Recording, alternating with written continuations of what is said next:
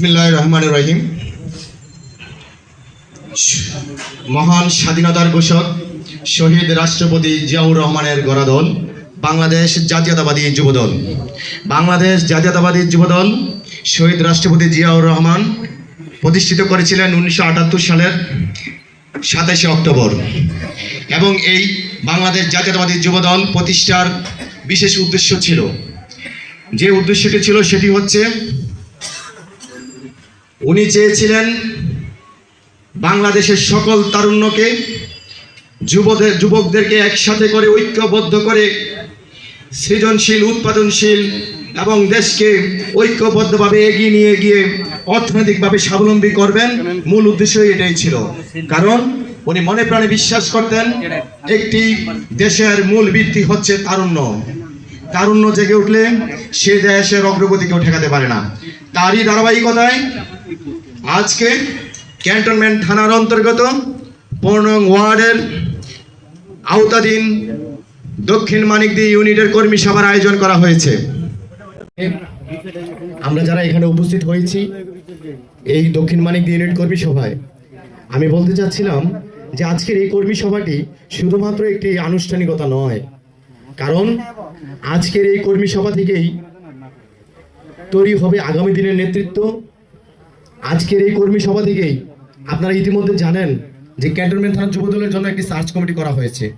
আর এই সার্চ কমিটিটি গঠন করা হয়েছে কেন? এই সার্চ কমিটি গঠন করা হয়েছে আপনাদের দীর্ঘদিনের যে আশা আকাঙ্ক্ষা, আপনারা যা সবসময় যে বিষয়টি নিয়ে কষ্ট পান যে আমাদের পরিচয় নেই, দীর্ঘদিন আন্দোলন করলাম, সংগ্রাম করলাম, আমাদের কোনো পরিচয় নেই, দলীয় পরিচয়টুকুর জন্য আপনারা অনেকেই ডিপ্রেশনে থাকেন। আমাদের এই সার্চ কমিটিটি গঠন করা হয়েছে ক্যান্টনমেন্ট থানার যুবদলের একটি সুন্দর কমিটি উপহার দেওয়ার জন্য। সুতরাং আজকের এই সবার গুরুত্ব ও তাৎপর্য অনেক বেশি। আপনারা বিজ্ঞ আলোচকদের প্রত্যেকটি বক্তব্য মনোযোগ সহকারে শুনবেন এবং এই বক্তব্য অনুযায়ী আগামী দিনের কর্মপরিকল্পনা আপনারা সাজাবেন। সুতরাং আপনারা, এই যে ভাই একটি কথা বলে গেছে খুব সুন্দর, যে ঐক্যের কথা, উনি যে বিষয়টা দিয়ে আপনাদেরকে দৃষ্টি আকর্ষণ করেছে, ঐক্য।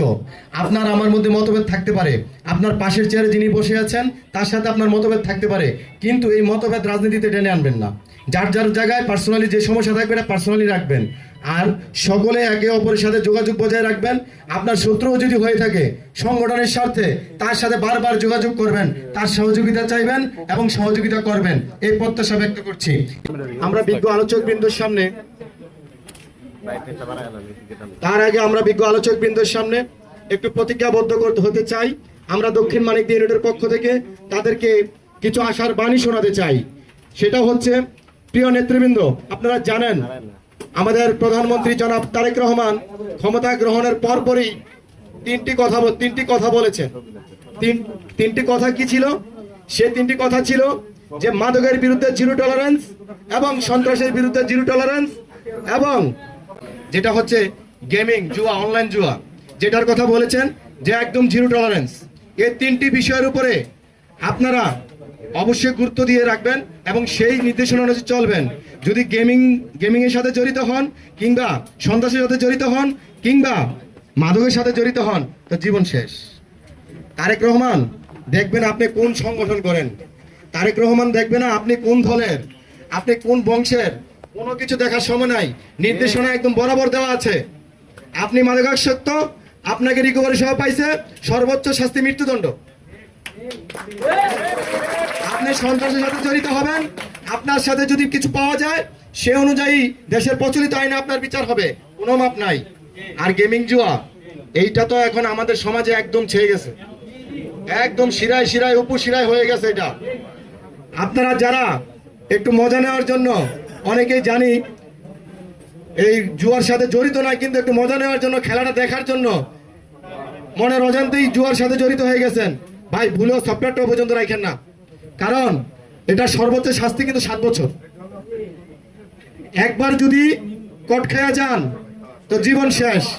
যুবক বয়সে ঢুকবেন, বৃদ্ধ বয়সে বের হবেন, তো জীবন মনে করেন যে পুরা তেজপাতা। ঠিক আছে, এই জিনিসগুলো মনে রাখবেন। প্রিয় নেতৃবৃন্দ, আমরা আজকে এই কর্মী সভার শেষ পর্যায়ে চলে আসছি।